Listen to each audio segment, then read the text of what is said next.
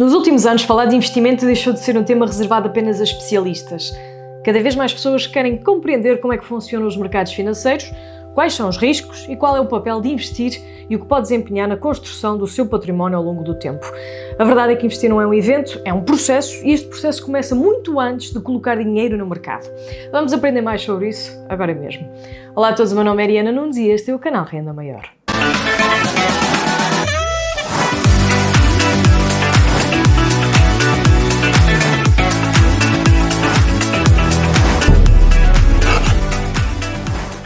Antes de mais, gostaria de informar que este vídeo tem o apoio e é patrocinado pela Freedom24.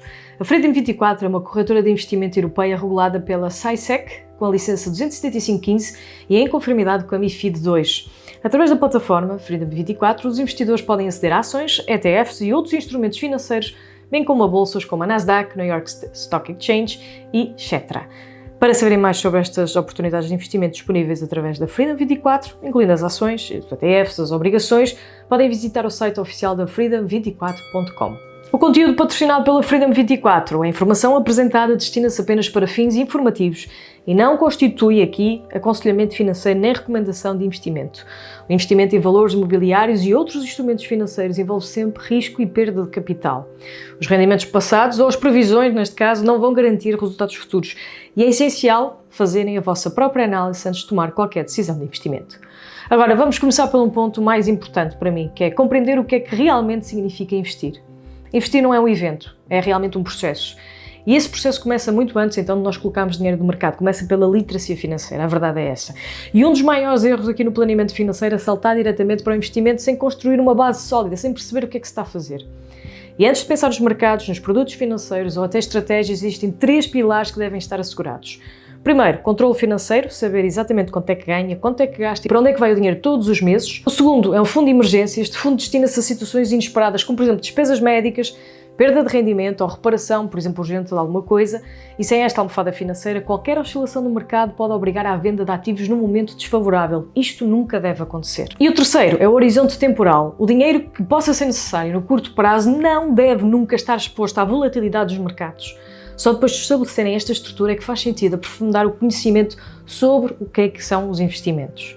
Um erro comum é encarar aqui o investimento como uma forma rápida de multiplicar o dinheiro. Na realidade, os mercados financeiros têm funcionado historicamente como mecanismos de crescimento, mas gradual, e os resultados podem variar ao longo de possíveis décadas, inclusive pode haver perdas. E ao longo destas décadas, a economia global tem sido impulsionada também pela inovação, ganhos de produtividade, expansão empresarial. E em termos simples, investir significa participar nesta atividade económica. No entanto, é essencial compreenderem que o crescimento e a volatilidade existem e coexistem na realidade. Os mercados sobem, descem, existem ciclos económicos, períodos de incerteza. Isto faz tudo parte da história financeira.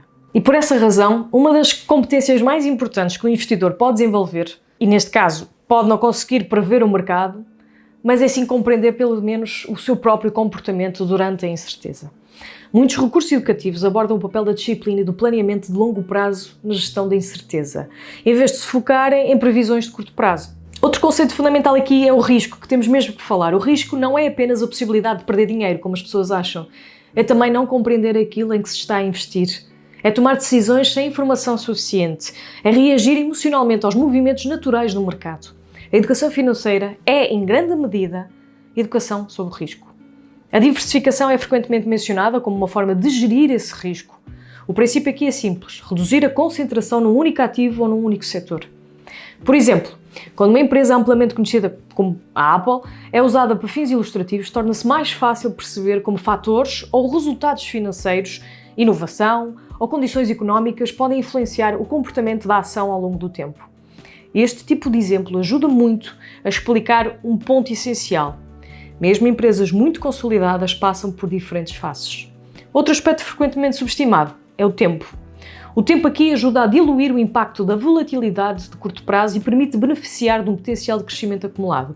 E este efeito está frequentemente associado ao juro composto, em que os ganhos potenciais permanecem investidos e podem gerar ganhos adicionais ao longo dos anos. Não se trata aqui de rapidez, trata-se de consistência. É também importante reconhecer que o ambiente económico evolui e muda. Taxas de juros, inflação, políticas monetárias, crescimento global vão influenciar os mercados financeiros. E compreender estes fatores não exige prever o futuro, mas ajuda a interpretar aqui o presente. Agora, do ponto de vista operacional, como é que funciona uma plataforma de investimento?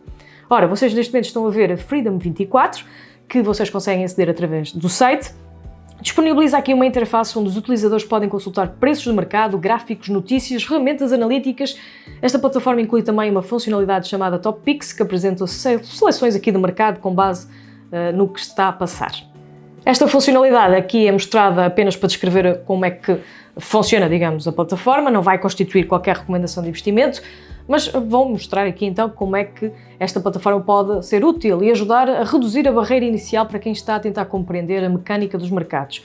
Por exemplo, ao observar um gráfico é possível visualizar como o preço de um ativo evolui ao longo do tempo, as notícias financeiras que por sua vez ajudam a fornecer contexto para os movimentos relevantes, e em vez de se focar em cada flutuação de curto prazo, algumas pessoas utilizam os gráficos e notícias para compreender então o contexto mais amplo do mercado.